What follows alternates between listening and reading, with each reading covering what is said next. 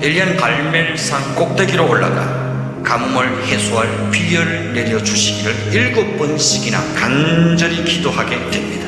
그리고 마침내 7번 만에 바다에서 사람의 손만한 작은 구름이 일어난다는 보고를 받게 됩니다. 사람의 손만한 작은 구름은 메마른 땅에 장대비를 몰고 올 응답의 구름이었습니다. 축복의 사인이었습니다. 큰 소낙비를 몰고 올 기적의 구름이었습니다. 여러분, 기도는 언제까지 계속해야 하는 것입니까? 여러분, 기도는 하나님께서 응답의 작은 구름을 보여주실 때까지 계속하는 것입니다. 기도는 하나님께서 징조의 작은 구름을 보여주실 때까지 계속하는 것입니다. 기도는 하나님의 오케이 사인이 떨어질 때까지 멈추지 않고 계속하는 것입니다. 그렇다면 우리에게 있어서 축복의 장대비를 몰고 올 손만한 작은 구름은 무엇이겠습니까? 어떨 때는 사람일 수도 있습니다. 어떨 때는 환경의 변화일 수도 있습니다. 마음의 확신이나 감동으로 임할 수도 있습니다. 중요한 것은 오직 기도하는 사람만이 손만한 작은 구름이 일어나고 있다는 사실을 알 수 있고 볼 수 있다는 사실입니다.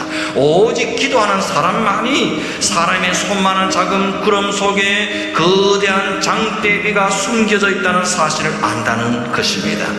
도무지 기도하지 않는 사람은 손만한 작은 구름을 보여주어도 알지 못합니다. 깨닫지 못합니다.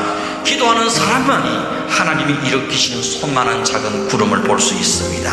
기도하는 사람만이 하나님이 몰고 오시는 큰 비 소리를 들을 수 있습니다. 기도하는 사람만이 작은 구름 속에 숨겨진 하나님의 장대비를 볼 수 있는 겁니다. 기도하지 않는 사람에게는 손만한 작은 구름은 그냥 스쳐 지나가는 구름일 뿐입니다. 기도하는 사람만이 작은 구름 속에 담겨진 하나님의 소낙비를 볼 수 있습니다. 기도하는 사람만이 작은 구름 속에 담겨진 큰 비의 소리를 들을 수 있는 겁니다. 여러분, 믿음이란 무엇입니까? 절망의 상황 속에서도 하나님이 일으키시는 손만한 작은 구름을 보는 것이 믿음입니다. 손바닥만한 작은 구름 속에서도 하나님이 주실 큰 비의 소리를 듣는 것이 믿음입니다. 여러분, 하나님이 보여주시는 작은 신호 속에서 숨겨진 하나님의 큰 역사를 볼 수 있기를 바랍니다. 간절히 바라고 또 바라기는 저와 여러분이 기적의 비구름을 몰고는 축복의 징조, 손만한 작은 구름이 될 수 있기를 바랍니다. 우리가 바로 하나님이 쏟아 부어주시는 기적의 장대비를 흠뻑 맞으며 앞서 달려나가는 축복의 당사자가 되어지고 간증의 주인공이 될 수 있기를 주의 이름으로 축원드립니다.